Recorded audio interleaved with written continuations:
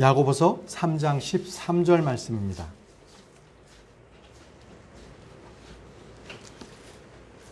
야고보서 3장 13절 말씀. 네, 제가 읽겠습니다. 함께 읽겠습니다. 시작. 너희 가운데 지식을 갖추고 지혜로운 자가 누구냐? 그는 지혜의 온유함으로 선한 생활에서 나오는 자신의 행위를 보일지니라. 아멘. 이 말씀을 이렇게 기독 가운데 준비하게 된 것은 많은 독립 침례교회 중에 어떤 교회는 인격, 품성을 강화하자 하고 어떤 교회는 또 교제를 강화하는 교회가 있기도 합니다. 그러나 저희는 말씀 위주로 하는 교회입니다. 말씀. 그래서 저희는 대구 말씀 침례교회입니다. 그러나 이 말씀이 우리가 마음 안에 믿음만으로 가지고 있다면, 행위가 없다면, 오늘 말씀처럼 선한 생활에서 나오는 자신의 행위를 보이지 않는다면 그것은 죽은 믿음입니다.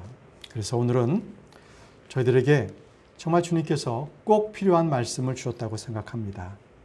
다 함께 기도하겠습니다.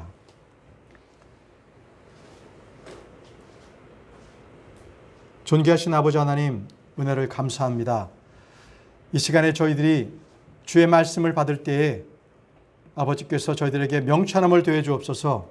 말씀마다 깨달음을 더해 주셔서 그 말씀이 믿음과 잘 결합할 수 있도록 인도해 주시기를 원합니다. 아버지, 주께서 말씀해 주실 때에 우리 모든 성도님들이 주의 말씀에 귀를 기울이고 또 그것을 잘 순종할 수 있도록 우리의 마음들이 오직 주께로 향할 수 있도록 인도해 주옵소서. 예수님의 이름으로 기도합니다. 아멘. 앉으시기 바랍니다.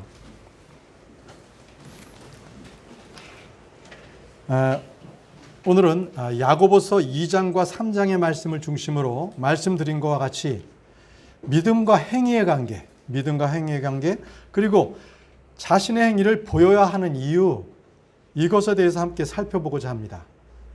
오늘 선포될 말씀은 자신의 행위를 보일지니라입니다. 침례교회, 독립침례교회 가운데 특히 우리 교회는 말씀을 중심으로 성경대로 믿는 성도들의 모임입니다.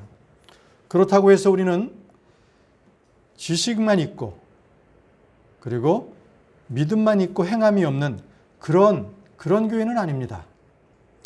믿음과 행위의 관계는 성경 말씀에 따르면 영과 몸의 관계라고 말씀하고 계십니다. 영과 몸.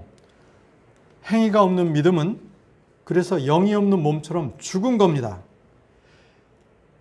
반대로 믿음이 없는 행위는 육신의 행위, 종교적 행위입니다. 믿음에서 나지 않는 것은 모든 것이 죄지요. 생각해 보십시오.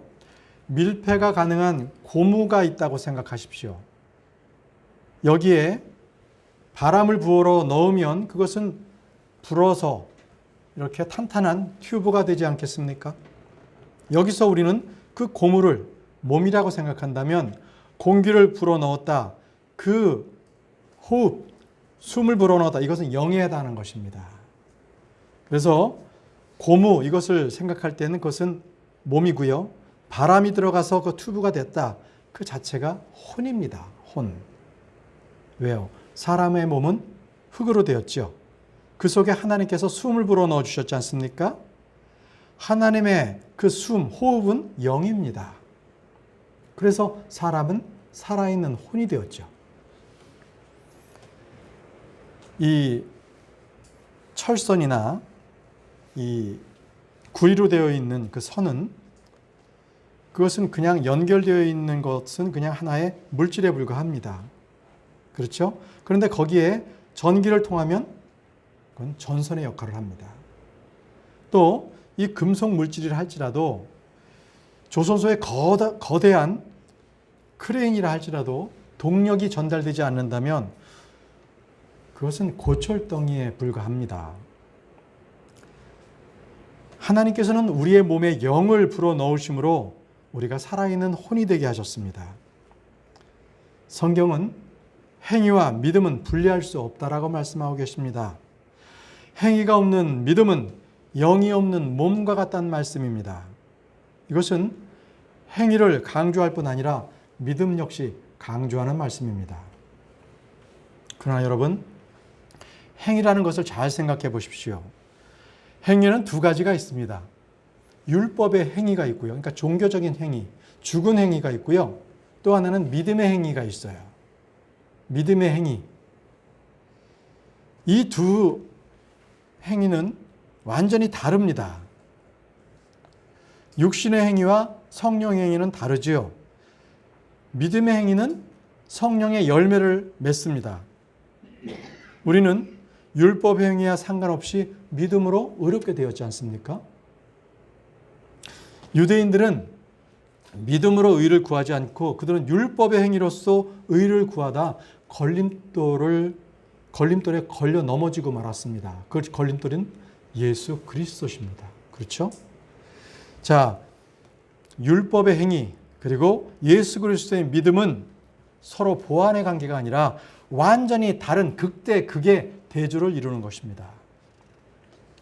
율법의 행위로는 아무도 의롭게 될 수 없습니다. 성령을 받을 수도 없습니다. 율법의 행위는 죽은 행위입니다. 그러나 믿음의 행위는요, 성령의 열매를 맺습니다. 죽은 행위, 율법의 행위와 믿음의 행위는 결코 같지 않습니다. 자, 행위로 구원을 못 받죠.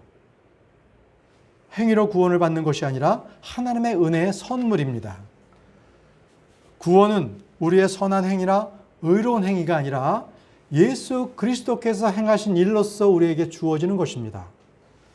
구원은 믿음을 통해서 은혜로 값없이 주어지는 것. 이것이 중요한 진리입니다.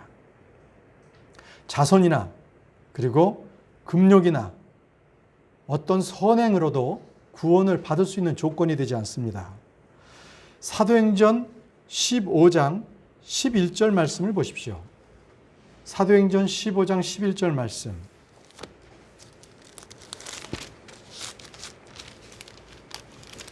이 사도들이 모세의 율법을 준수해야 한다는 일부 유대인들의 주장에 대하여 결론을 내린 말씀인데요. 사도행전 15장 11절 말씀입니다. 오직 우리는 그들과 마찬가지로 주 예수 그리스도의 은혜로 구원받은 줄을 믿노라 하니라. 할례를 비롯해서 모세의 율법 준수는 구원의 조건이 아님을 분명히 하면서 오직 우리는 예수 그리스도의 은혜로 구원받을 줄을 믿노라 이렇게 말했습니다. 바로 구원받기 위해서는 율법의 준수는 필요치 않습니다. 구원받은 이후에도 율법의 준수는 필요치 않습니다. 구원받은 유대인들 중에는 할례, 율법의 중요성을 구원과 결부시켰지만 사도행전 15장 24절에도 사도들이 말하기를 24절을 보십시오.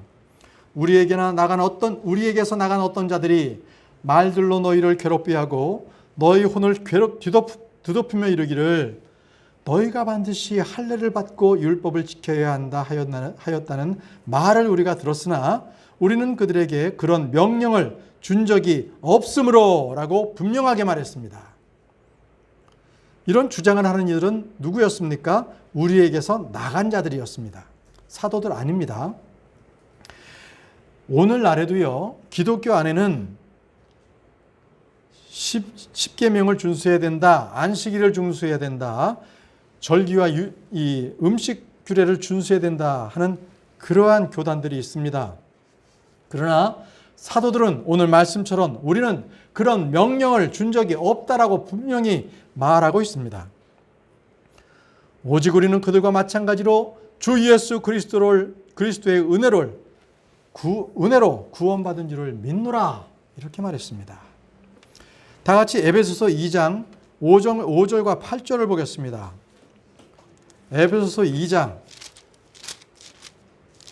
5절, 8절. 먼저 제 5절 말씀입니다.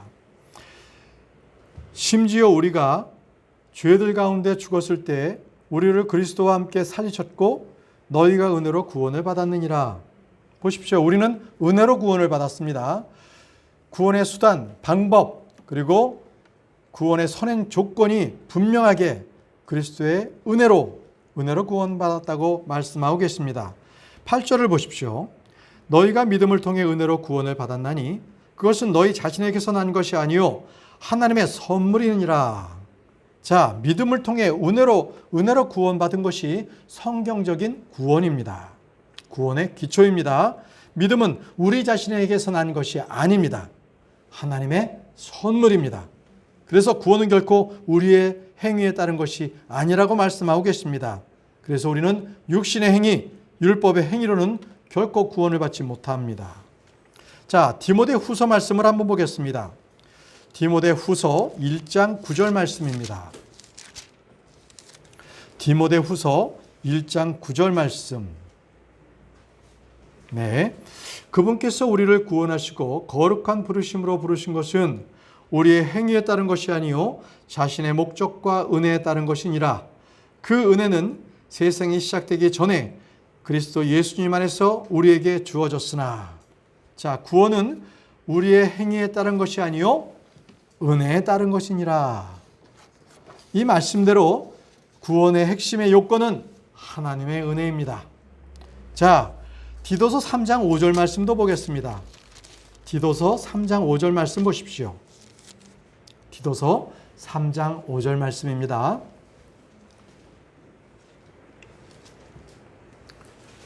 그분께서 우리를 구원하시되 우리가 행한 의로운 행위로 하지 아니하시고 오직 자신의 긍휼에 따라 다시 태어남의 시승과 성령님의 새롭게 하심으로 하셨고. 자, 구원을 가져다 주시는 은혜는 모든 사람에게 나타났습니다. 구원을 가져다 주는 하나님의 은혜는 모든 사람에게 나타났다는 것입니다. 그 은혜는 세상이 시작되기 전에 그리스도 예수님 안에서부터 시작이 되었습니다. 그 은혜는 예수님과 함께 우리에게 왔습니다. 이토록 성경은 분명하게 우리의 행위에 따른 것이 아니라고 말씀하고 있습니다. 그러나 세상의 종교들은 어떻게 얘기합니까? 사람들의 행위, 그것을 중요하게 생각합니다. 유대인들조차도 율법의 행위로서 의롭게 된다고 믿었기 때문입니다. 그러나 성경은 그렇게 말씀하지 않습니다. 로마서 보겠습니다. 로마서 3장 20절, 28절 말씀을 연달아 읽겠습니다. 로마서 3장 20절, 28절 말씀입니다. 먼저 20절 말씀. 그러므로 율법의 행위로는 어떤 육체도 그분의 눈앞에서 의롭게 될 수 없나니 율법으로는 죄를 알게 되느니라. 28절. 그러므로 우리가 결론을 내리노니 사람은 율법의 행위와 상관없이 믿음으로 의롭게 되느니라. 자, 사람은 율법의 행위로는 의롭게 될 수 없고 의롭게 되지 않습니다. 육신의 행위, 죽은 행위, 종교 행위, 이 모든 행위는 아무리 사람들에게 선하게 보일지라도 그 사람을 구원하지 못합니다. 자, 구원에서 핵심은요, 우리의 행위가 아니라 예수 그리스도께서 하신 일, 자신의 몸으로 행하신 일입니다. 하나님께서는 친히 육신을 입고 사람이 되셔서 완수하신 일이 의의 근거가 되고 있습니다. 예수 그리스도는요, 율법의 성취자입니다. 예수 그리스도는요, 율법의 끝마침입니다. 예수 그리스도는요, 율법의 저주에서 우리를 구속하셨습니다. 율법은 우리를 그리스도께로 인도하는 훈육 선생입니다. 자, 그럼 우리들에게, 크리스천들에게는 믿음과 행위는 어떤 관계입니까? 믿음과 행위의 관계. 이는 몸과 영과의 관계라고 말할 수가 있겠습니다. 아까 튜브와 바람 관계, 몸과 영의 관계라고 말씀을 드렸습니다. 다시 말씀드리면 뿌리와 열매의 관계, 생명의 관계입니다. 크리스천들에게는 믿음과 행위는요, 둘 중에 하나만을 택할 문제가 아니라 모두 다 함께, 믿음과 행위가 함께 있어야 합니다. 그것이 바로 믿음의 행위입니다. 뭐라고요? 믿음의 행위, 하나입니다. 이 행위는요, 이렇게도 말씀합니다. 일하는 믿음, 구원하는 믿음, 살아있는 믿음, 그리스도 예수님의 믿음, 이렇게도 표현합니다. 믿음의 행위. 그래서 이 믿음은 살아있고 권능이 있고 활동력이 있습니다. 하나님의 말씀 안에서 난 믿음입니다. 그래서 믿음의 행위는요, 말씀과 결합한 믿음에서 났기 때문에 믿는 자 안에서 어떻게 일해요? 효력 있게 일합니다. 효력 있게 일합니다. 데살로니가전서 2장 13절 후반절에 그 말씀이 또한 믿는 너희 안에서 효력 있게 일하느니라, 이렇게 말씀하고 계십니다. 그래서 믿음의 행위란 마음속에서 이 받은 말씀이 그 사람 속에서 일하는 것입니다. 효력 있게 일하는 것을 말합니다. 이토록 믿음의 행위는 영과 몸처럼 분리될 수가 없어요. 믿음의 행위는 믿음과 행위가 각각 뿌리와 열매에서부터 이 해당하는 생명의 유기체적인 관계라는 것입니다. 믿음은 행위와 함께 일합니다. 행위로 믿음이 완전하게 됩니다. 그렇기 때문에 행위가 없는 믿음은 죽은 믿음이에요. 믿음 없는 행위는요, 죽은 행위고요. 믿음이 있다고 말하면서 행위가 없다. 그 믿음은 그래서 아무 유익을 주지도 못하고 어느 누구도 구원할 수 없는 믿음입니다. 행위가 없는 믿음, 즉 죽은 믿음은요, 아무도 구원하지 못할 뿐 아니라 죽은 몸과 같습니다. 영이 없는 죽은 몸과 같습니다. 자, 다 같이 야고보서 2장 26절을 보십시오. 야고보서 2장 26절.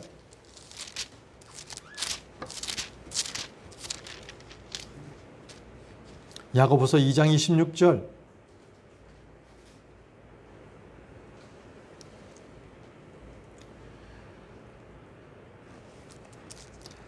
영이 없는 몸이 죽은 것 같이 행위 없는 믿음도 죽었느니라.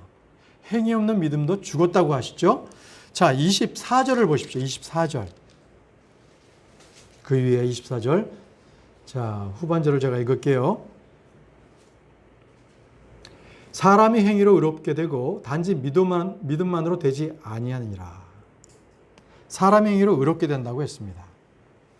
자, 이 말씀은 육신의 행위, 율법의 행위, 이것을 말하지 않아요.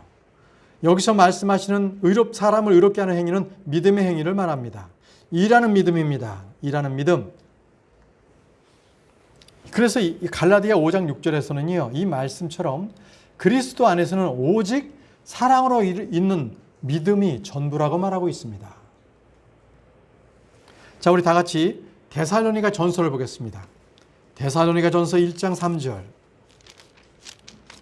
데살로니가 전서 1장 3절 말씀을 보겠습니다.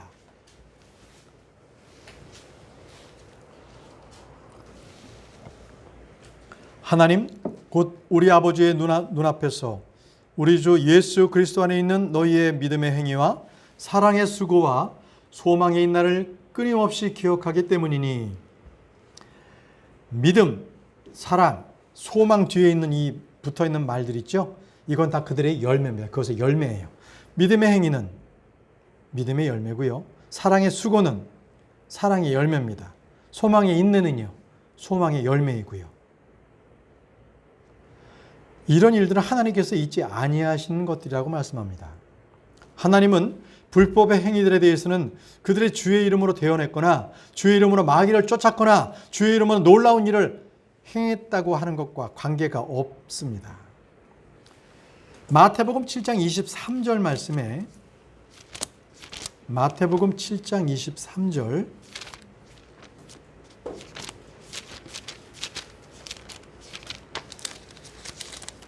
마태복음 7장 23절 후반절입니다.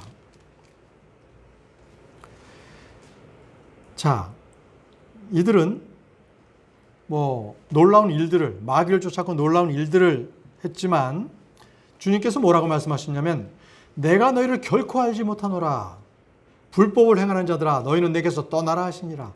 주님께서는 이러한 행위들을 기억하지 못합니다. 내게서 떠나라 말씀하십니다. 그러면 주님께서 기억하시는 행위는 주님께서 보상해 주시는 행위, 기뻐하시는 행위인데요. 히브리서 6장 10절 말씀을 보십시오. 히브리서 6장 10절 말씀. 자, 믿음의 행위가 무엇인가? 히브리서 6장 10절. 하나님은 불의하지 아니하사 자신의 이름을 위해 너희가 준 너희의 행위와 사랑의 수고, 곧 너희가 성도들을 섬긴 것과 또 섬기고 있는 것을 잊지 아니하시느니라. 너희의 행위와 사랑의 수고라고 할 때 너희의 행위는 믿음의 행위를 말하고 있습니다. 자, 믿음으로 구원받은 이들은 믿음의 선한 일을 합니다. 선한 일들은 구원의 조건이 아니라 구원의 열매입니다. 선한 일들은 구원의 근거가 아닙니다. 구원의 결과라고 말씀을 드립니다. 자, 구원받기 위해서 선한 행위가 필요한 것이 아니라 구원받은 자들에게 선한 행위가 나타나는 것입니다. 그리스도는 선한 행위를 하도록 창조된 자들입니다. 디도서 3장 8절 말씀에 이것은 신실한 말이도다. 원하건대 너는 확고하게 이것들을 단언하라. 그 목적은 하나님을 믿는 자들이 조심하여 선한 행위들을 지속하게 하려 함이니. 디도서 3장 8절 말씀은 구원받은 사람은 은혜를 얻기 위해서가 아니라 하나님의 호의를 얻기 위해 선한 행위를 수행합니다. 자, 그럼 이제부터 우리가 선한 행위를 왜 해야 하는지, 이 선한 행위를 하는 이유에 대하여 잠시 살펴보도록 하겠습니다. 선한 행위를 해야 하는 이유, 첫 번째, 우리는 자신의 행위에 따라 심판을 받기 때문에 그렇습니다. 우리도 심판받습니다. 자신의 행위에 따라 심판을 받는다. 말씀은 야고보서 2장 12절 말씀입니다. 자신의 행위에 따라 심판을 받습니다. 야고보서 2장 12절 말씀. 야고보서 2장 12절 말씀.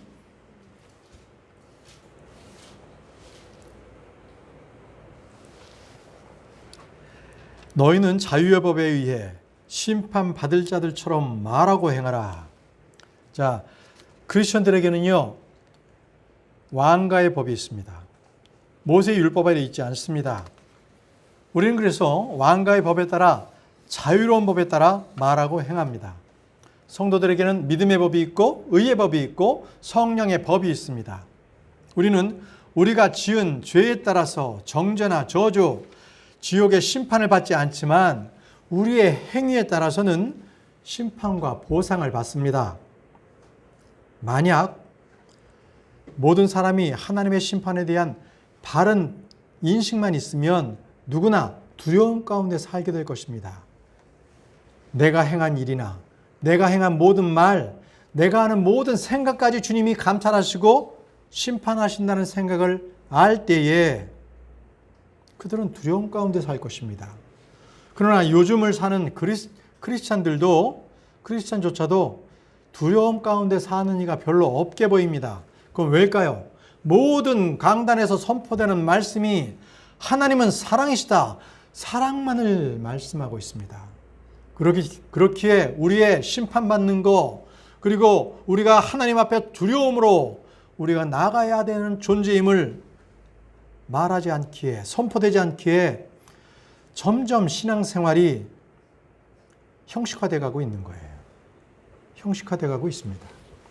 자, 우리는요, 자유의 법에 따라 심판받을 자들처럼 행해야 합니다. 우리는 반드시 그리스도의 심판석 앞에 서야 될 자들입니다. 우리가 행한 일들, 자신의 행한 모든 것들에 대하여 회개보고를 드려야 합니다.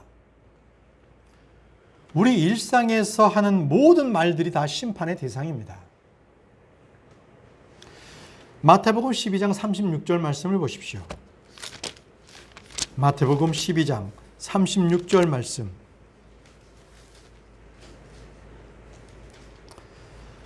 마태복음 12장 36절 말씀.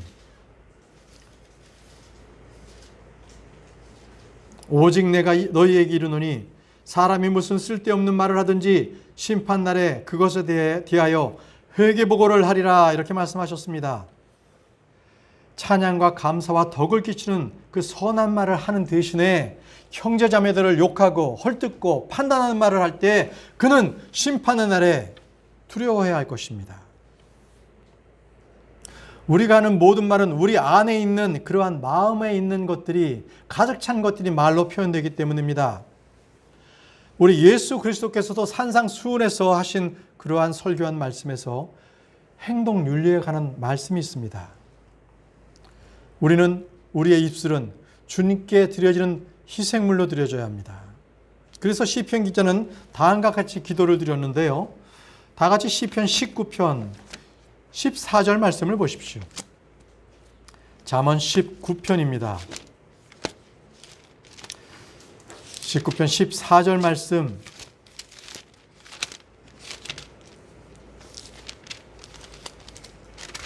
잠언 19편 14절 말씀입니다. 잠언 19편. 죄송합니다. 제가 시편인데 제가 자꾸 잠언이라고 말이 잘못 나갔네요. 시편 19편 14절 말씀.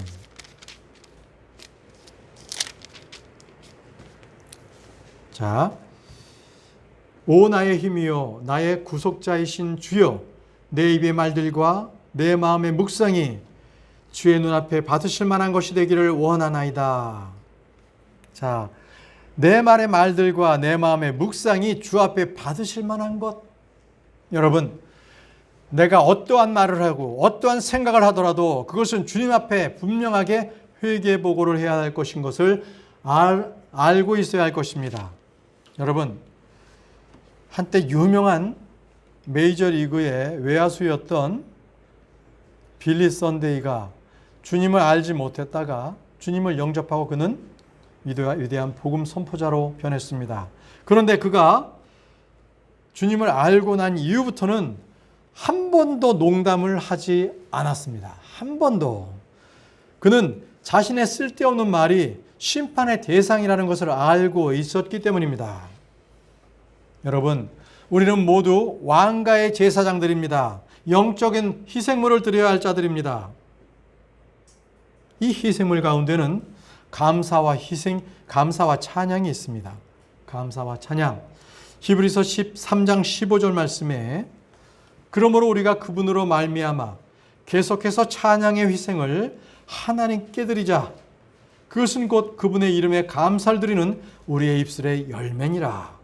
찬양의 희생을 계속해서 드려야 합니다. 내 일평생 사는 동안에, 내가 생존하는 동안에 내가 드려야 할 영적 희생물은 감사와 찬양입니다.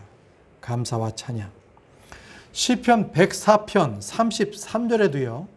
시편 104편 33절에도 내가 사는 동안에 주께 노래하며 내가 생존하는 동안에 노래로 내 하나님을 찬양하리로다.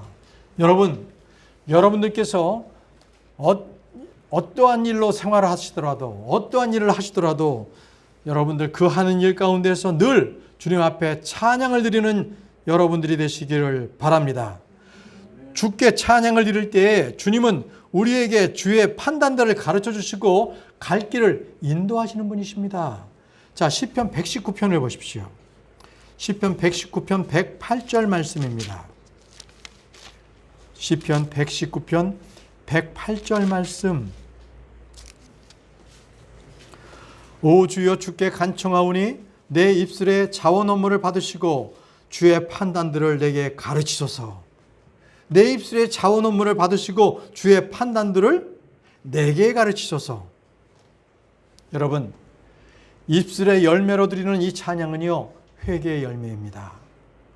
우리는 은혜를 받은 대로 입술을 주님께 드려야 합니다. 입술을 주님께 드려야 합니다. 자, 여러분, 우리의 입술이 이 송아지라고 표현한 말씀이 있죠. 호세아서 14장 말씀을 보겠습니다. 호세아 14장 2절 말씀. 호세아 14장 2절 말씀.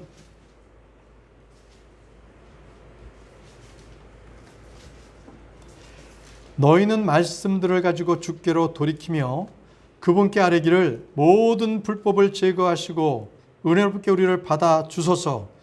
우리도 그와 같이 우리 입술의 송아지로 보답하리이다. 보십시오. 모든 불법을 제거하시고 은혜롭게 우리를 받아 주소서. 우리 입술의 송아지로 보답하리이다. 입술의 송아지가 뭡니까? 영적 희생물? 찬양입니다. 찬양. 찬양을 주님께 드리십시오. 자, 우리의 모든 행위는 자유의 법에 따라 분명히 심판을 받는다고 말씀을 드렸습니다. 하나님께서는 우리의 행한 모든 죄악들을 용서하시고 더 기억하지 않으시는 그러한 분이십니다. 그러나 우리가 행한 행위들, 그 행위에 대해서는 분명하게 심판하고 집행될 것입니다. 그리스도의 심판석은 구원의 여부, 형벌의 여부가 아니라 보상의 여부를 따지는 심판입니다. 내가 살아 생전 행한 모든 일, 그것을 불러서 심판하십니다. 불러서 심판하십니다. 자, 이제 두 번째 말씀입니다. 우리가 선한 행위를 해야 하는 이유 두 번째, 긍휼을 베풀지 않은 사람은 긍휼 없는 심판을 받기 때문에 그렇습니다. 긍휼 없는 심판을 받아요. 그래서 우리는 긍휼을 베풀어야 합니다. 말씀은 야고보서 2장 13절입니다. 야고보서 2장 13절 말씀. 긍휼 없는 심판을 받습니다. 두 번째가 야고보서 2장 13절 말씀. 긍휼을 베풀지 않는 자는 긍휼 없는 심판을 받으리라. 긍휼은 심판을 이기고 기뻐하느니라. 자, 이 말씀에 따르면 분명 긍휼을 베풀지 않는 자는 긍휼을 베풀지 않는 자에 대한 심판이 따른다고 말씀하고 있습니다.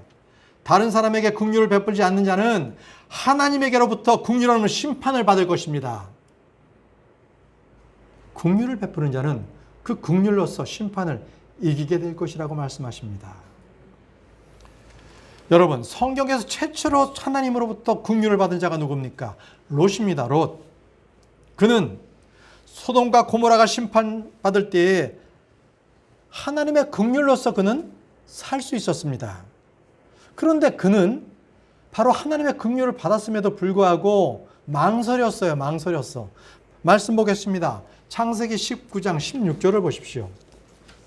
창세기 19장 16절 말씀. 창세기 19장 16절. 그가 망설임에 그 남자들이 그의 손과 그의 아내의 손과 두 딸의 손을 붙잡았더라.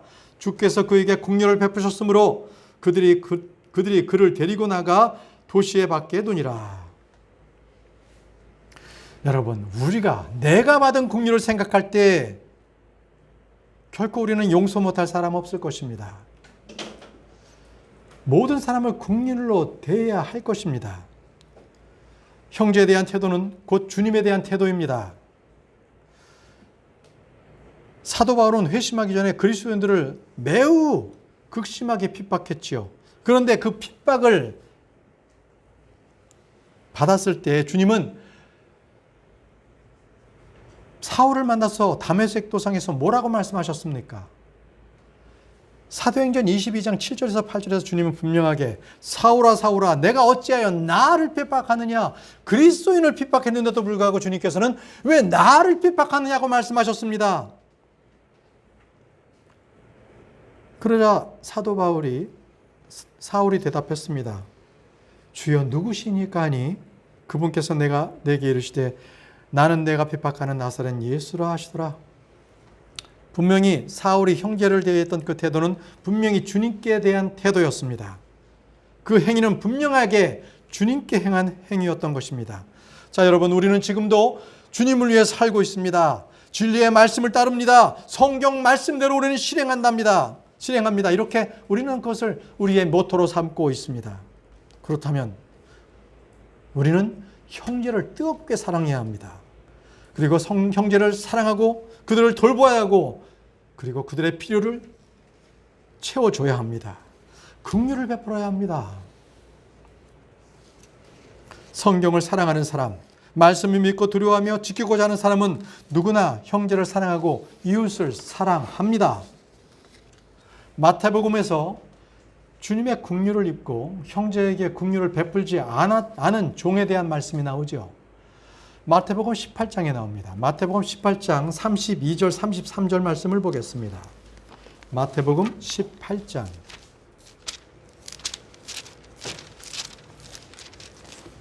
32장 33절 말씀. 죄송합니다. 마태복음 18장 32절 33절 말씀.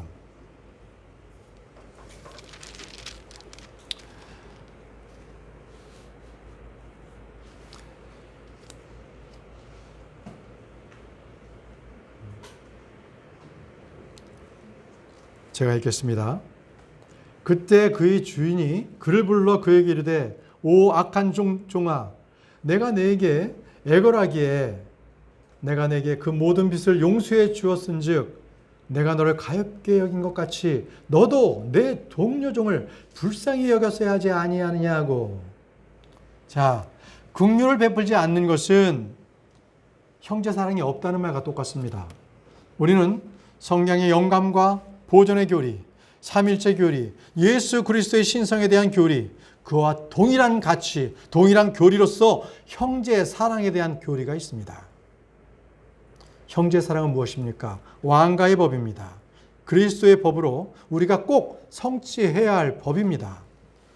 여러분들의 알고 있는 주님께 배운 그 교리로 형제를 판단하고 욕하지 마십시오. 긍휼을 베푸시기 바랍니다. 긍휼을 베풀기 바랍니다. 세 번째입니다. 세 번째, 살아있는 믿음만이 의롭게 되기 때문에 우리는 선한 행위를 해야 합니다. 세 번째는 살아있는 믿음만이 의롭게 되기 때문입니다. 그것은 성경은 그리스도의 믿음으로 하나님의 은혜로 그분으로 말미암아 그분의 피로 우리가 의롭게 되었다고 말씀하고 계십니다. 로마서 3장 26절 말씀을 보겠습니다. 로마서 3장 26절 말씀.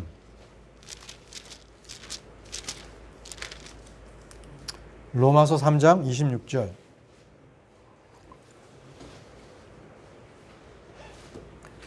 내가 말하거니와 이때 자신의 의를 밝히 드러내사 자신이 의롭게 되며 또 예수님을 믿은 자를 의롭게 만드신 이가 되려 하심이라.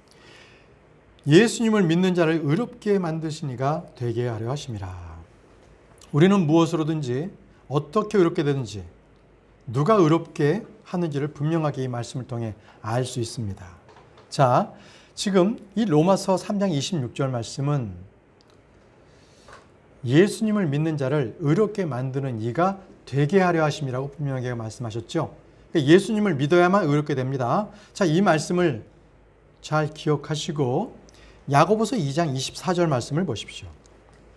야고보서 2장 24절 말씀과 비교해 보겠습니다. 야고보서 2장 24절 말씀. 자, 그런즉 너희가 보거니와 사람이 행위로 의롭게 되고 단지 믿음만으로 되지 아니하느니라.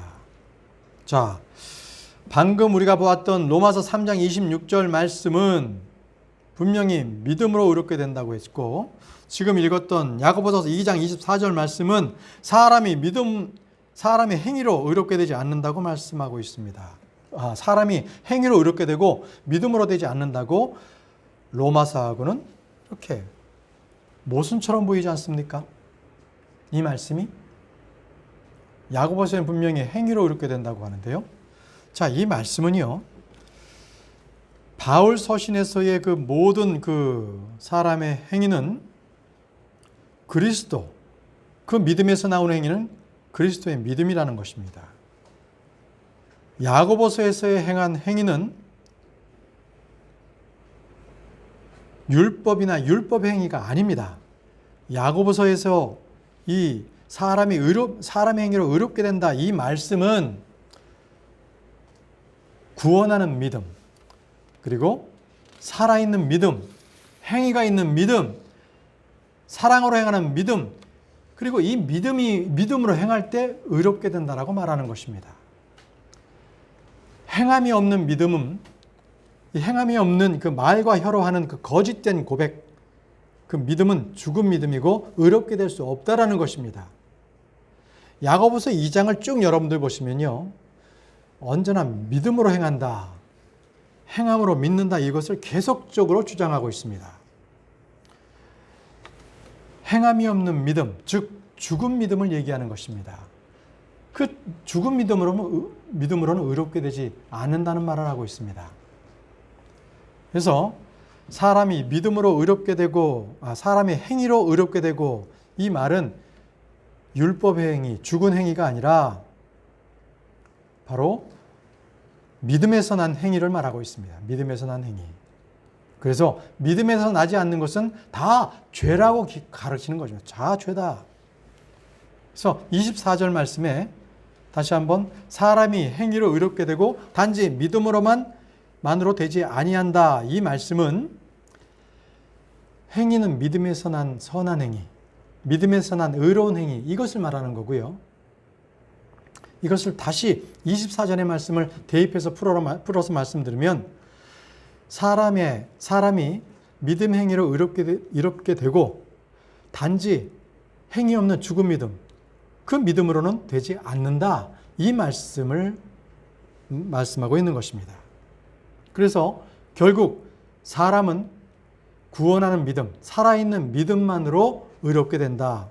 이렇게 결국은 로마서하고 정확하게 일치하는 말씀을 하고 있는 것입니다. 따로따로가 아닙니다. 여러분들 야고보서 2장 26절 말씀을 보겠습니다. 야고보서 2장 26절 말씀. 영이 없는 몸이 죽은 것 같이 행위 없는 믿음도 죽었느니라. 이토록 야고보서는 행함과 믿음과 행위를 별개로 나누지 않고 믿음의 행위, 또 행위로 나타나는 믿음을 말하고 있습니다. 이 바울 서신이 믿음이 없는 행위가 죽은 행위라고 이 무용함을 강조했다면 야고보는 행위 없는 믿음, 그것은 죽은 믿음이다. 그것은 무용하다는 사실을 강조하고 있는 것입니다. 그래서 행함과 믿음의 관계는 영과 몸의 관계, 이것은 불가문의 관계다. 생명의 관계다. 유기체적으로 낀 관계이기 때문에 분리할 수 없다. 이렇게 말씀을 드리는 겁니다. 불신자들은요, 믿음이 없는 행위를 합니다. 그러나 참된 신자는요, 행함으로 그 믿음을 보여주는 것입니다. 행함으로 그 믿음을 보여줍니다. 야고보서 3장 13절 말씀을 보십시오. 너희 가운데 지식을 갖추고 지혜로운 자가 누구냐? 그는 지혜의 온유함으로 선한 생활에서 나오는 자신의 행위를 보일지니라. 유대인들은 율법에 있는 지식의 틀과 진리의 틀을 갖춘 자, 어리석은 자들의 스승이요 아기들의 교사라고 자신들이 확신했어요. 주님께서 율법사들을 일으켜서 지식의 열쇠를 가진 자라고 말씀하고 계셨습니다. 자, 야고보서 13장 말씀에서 너희 가운데 지식을 갖추고 지혜로운 자가 누구냐? 이 할 때 이들이 누굽니까? 바로 우리와 같이 크리스찬을 말합니다. 대부분의 유대인들이 그리고 이방인들은 진리의 지식을 받은 뒤에 그분을 거절했지요. 크리스천들은요, 구원의 지식, 하나님을 아는 지식, 예수 그리스도를 아는 지식을 갖춘 자입니다. 우리는 진리에 대한 지식을 받은 자입니다. 하나님의 지혜는 누굽니까? 예수 그리스도십니다. 그분께서 우리의 지혜가 되셨습니다. 그러므로 성도들은 진리를 알고 구원자 예수 그리스도를 아는 지식과 지혜를 갖춘 자입니다. 그러면 이 지식을 갖추고 지혜로운 자가 해야 할 일이 무엇이라고 지금 말씀하고 있습니까? 말씀처럼 그는 지혜의 온유함으로 선한 생활에서 나오는 자신의 행위를 보일지니라. 자신의 행위를 보일지니라. 이토록 성도들은요, 뭔가를 보여야 하는 존재입니다. 믿음을 보이고 사랑을 보이고 온유함을 보이십시오. 모든 사람들에게 절제를 알게 하고 오래 참음과 인내를 보여야 합니다. 그리고 우리는 내 안에 계신 예수 그리스도를 보여야 합니다. 위선자들은 자기의 의의를 보여주지요. 그리고 자기의 능력을 보여주려고 합니다. 그리고 자기의 영광을 보이려고 합니다. 그러나 우리는 우리 속에 있는 주의 말씀, 그리고 우리 속에 있는 예수 그리스도를 온 세상에 선포하고 주님을 보여야 하는, 그리고 우리는 빛을 비추어서 우리 속에 누가 계시는지를 보여야 합니다. 마태복음 5장 16절에 이렇게 말씀하셨습니다. 마태복음 5장 16절에 이와 같이 너희 빛을 사람들 앞에 비추어 그들이 너희의 선한 행위를 보고 하늘에 계신 너희 아버지께 영광을 돌리게 하라. 자, 우리가 보여야 할 선한 행위는 믿음의 행위입니다. 우리 속에서 일하시는 그분의 능력과 권능과 성품을 우리는 드러내야 합니다. 우리가 보여야 할 그 선한 행위로 우리는 하나님께서 얼마나 큰 일을 행하셨는지를 보여야 합니다.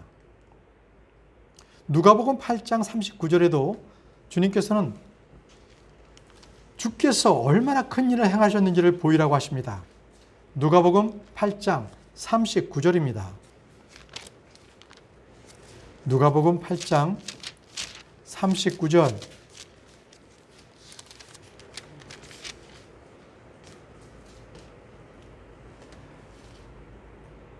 내 집으로 돌아가 하나님께서 너를 위해 얼마나 큰 일을 행하셨는지 보이라 하시매 그가 자기 길로 가서 예수님께서 자기를 위해 얼마나 큰 일을 행하셨는지 온 도시에 두루 알리니라. 하나님께서 너를 위해 얼마나 큰 일을 행하셨는지 보이라 이렇게 하셨잖아요. 우리가 선한 생활에서 나오는 자신의 행위를 보여야 할 것, 이것이 바로 이것입니다. 고린도후서 8장 24절에서는 우리로 하여금 사랑의 증거를 보이라고 하십니다. 고린도후서 8장 24절을 보십시오. 고린도후서 8장 24절.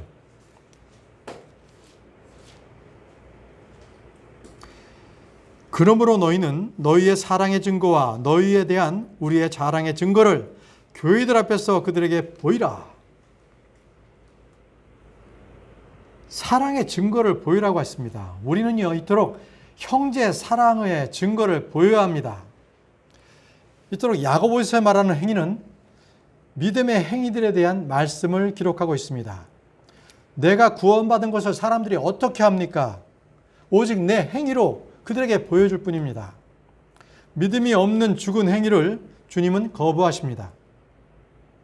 그러나 믿음의 행위들은 주께서 잊지 않으십니다. 구원받은 자들로서 우리의 행위는 제자들로서 당연히 요구되는 행위입니다. 사랑하는 형제자매 여러분, 사람들은 우리에게 뭔가를 보이라고 계속적으로 요구하고 있습니다. 내 믿음을 보여라. 내 사랑을 보여달라. 뭐든지 보여달라고 합니다. 성경 역시 우리에게 보이라고 말씀하고 있습니다. 우리는 빛의 자녀로서 세상의 빛으로 무엇인가를 보여야 합니다. 하나님은 말과 혀로서 자신의 사랑을 나타낸 것이 아닙니다. 그분께서는 자신의 독생자를 보여주심으로써 직접 보여주셨습니다. 주님은 무엇이든지 보여주신 분이십니다. 모든 오래 참음을 보여주셨습니다. 모든 일에 자신의 선한 행위의 본으로서 우리에게 보여주셨습니다. 순종을 보이셨고 섬김을 보여주셨습니다. 그렇다면 우리도 보여야 합니다. 신중함과 성실함을 보이십시오. 전적으로 선하게 충성하는 것을 보이십시오. 모든 사람에게 온유함을 보이십시오. 우리의 믿음과 형제 사랑을 보여야 합니다. 행위로 열매로 드러나 보이지 않는 것은 죽은 것과 헛된 것입니다. 우리는 행위로 믿음을 보여야 합니다. 우리는 사람들 앞에서 빛을 비추어 보여주어야 합니다. 우리는 그리스도의 서신으로 모든 사람이 읽고 아는 바가 되어야 합니다. 이제부터 우리는 우리가 보여야 할 것은 지혜의 온유함으로 선한 생활에서 나오는 자신의 행위를 모든 사람에게 보이는 것입니다. 그러한 믿음의 행위를 보이는 형제자매님들이 되시기를 간절히 바랍니다. 기도하겠습니다. 전능하시고 위대하신 하나님 아버지 은혜를 감사합니다. 아버지께서 오늘 우리에게 입술의 희생을 주님께 올리게 해주시고 또 감사와 찬양을 드리게 해 주옵소서. 그리고 주님께서 우리에게 긍휼을 베푸신 것처럼 우리도 형제들에게 자매들에게 그 긍휼을 동일하게 베푸는 자 될 수 있도록 도와주시기를 원합니다. 우리가 살아있는 믿음으로 자신의 행위를 드러낼 수 있도록 나타나 보일 수 있도록 우리를 도와주시기를 원합니다. 예수님의 이름으로 기도합니다. 아멘.